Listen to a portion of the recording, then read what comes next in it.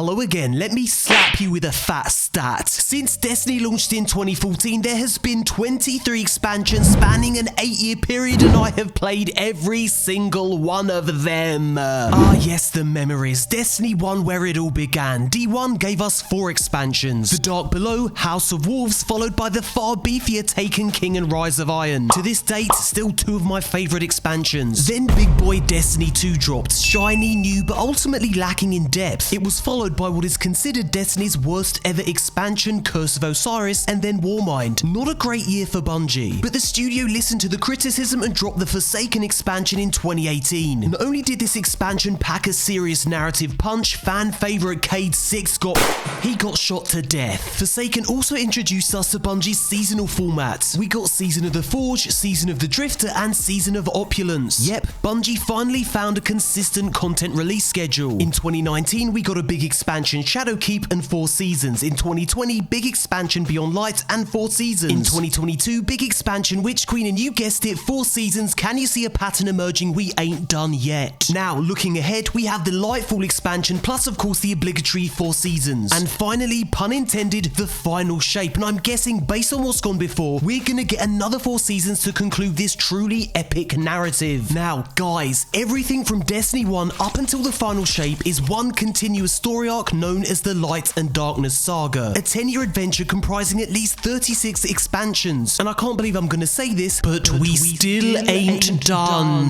Because check it out, after the conclusion to the Light and Darkness Saga, Bungie will be releasing another big expansion. The question is, what's it gonna be about? In this video, we're gonna find out. But first, thanks to Acer for sponsoring this video. Now, the laptop you see perched on my table is the Acer Predator Triton 300 SE, a powerhouse gaming laptop that comes with a free 1-month Xbox Games Pass for PC, which means as soon as you boot up, you can instantly choose from literally hundreds of games. Now, here comes the science. The 17.3-inch quad IPS display features an eyeball-pleasing 165Hz refresh rate for that buttery smooth gameplay we all crave. Make no mistake, this laptop is built to handle the most demanding games at their highest settings. The potent combination of the Intel Core i7 CPU, 16GB of RAM, and Nvidia's latest GeForce RTX 370 GPU means that basically you're a true gamer. Jokes aside, this is a serious bit of kit and can effortlessly handle any game. And here's my favourite feature, the turbo button. A single press instantly overclocks your GPU to give you that sweaty little edge in PvP comp. So yeah, if you want to find out more about this laptop, click the link in the description box below. So then, Bungie's mystery expansion. Could this be the start of a completely brand new saga spanning another decade? Is it going to be Destiny 3, or will Bungie stick with Destiny 2 and its seasonal content model? Let's do a bit of detective work and find out. Let's start with this tweet from Bungie's official Destiny account. The Light and Darkness saga will come to a dramatic conclusion in Destiny 2, the final shape. Make no mistake, Destiny 2 will continue beyond. Now, this image is the only official graphic Bungie has released with regards to what's coming after the final shape. And it reveals, well, it reveals sweet F all. Now, what I find interesting about Bungie's tweet is that it says Destiny 2 will continue beyond. Now, if we take this literally, it means that we're getting more Destiny 2, an expansion of Destiny's existing universe, as opposed to, say, Destiny 3, the Multiverse of Madness. Next up, we have a leaked image from this year's Games Developers Conference. It shows Bungie's development roadmap for Destiny, so let's break it down. As you can see, we have Beyond Light and its 4 seasons, followed by the Witch Queen's 4 seasons. And if Lightfall continues to follow this content model, that accounts for these 4 seasons, which leaves the final shape and this single visible season. Now, that's not to say the final shape will only have 1 season. Remember, this roadmap is just showing us Bungie's current development schedule. I'm sure if we were to glimpse further ahead, we'd see even more redacted arrows. So yeah, under the final shape, we see Bungie's mystery expansion, and for me, the most interesting thing is how development of these 2 expansions started pretty much simultaneously. Could this mean the redacted expansion is getting a longer development period than previous expansions? If that's indeed the case, it hints at a far bigger project than players are perhaps anticipating. Next up, we have an interview in which Bungie hints at what's to come after the final shape. Here's what the studio had to say. When we look at the roadmap to the final shape, we are definitely focused on building momentum and driving towards this dramatic conclusion of the Light and Darkness saga. For the past couple of years, we really wanted to, instead of adding new threats, try to bring everything to a conclusion. We're going to try to tie everything into the final shape, but not everything is going to be resolved in this last expansion. We want to keep some mysteries alive. So yeah, the final shape will definitely conclude with the Light and Darkness saga. We will finally get a definitive ending. However, as Bungie said, they want to keep some of the mysteries from that saga alive, mysteries that by the sounds of it will continue into the Redacted expansion. And this invites even more questions. What unsolved mysteries will kickstart a whole new era of Destiny? Now, we have a few years to go until we find out. In the meantime, we have the Witch Queen, which introduced us to Destiny's biggest threat yet, the Witness. And what better way to learn more about this revelation than from the Lord God himself? My name is Bife. Take it away, sir. Greetings, Guardians. My name is Bife here. The Witch Queen Savathun was previously always a servant of darkness, but she realized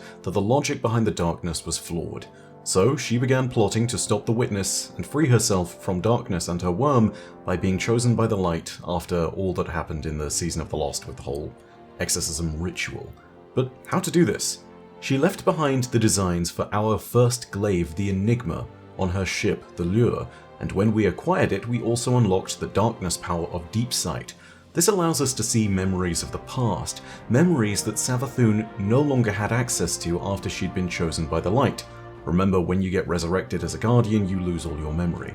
Unwittingly, we unlocked Savathun's past memories for her, including her plan to steal the Traveler and seal it away in her throne world.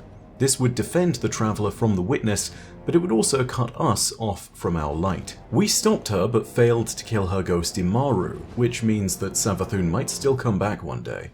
Her death also emboldened Rulk, the first disciple of the Witness, a powerful dark entity who had been trapped in the sunken pyramid in Savathun's throne world. During the Vow of the Disciple raid, we entered the pyramid and defeated him, uncovering even more secrets about our ultimate enemy, the Witness.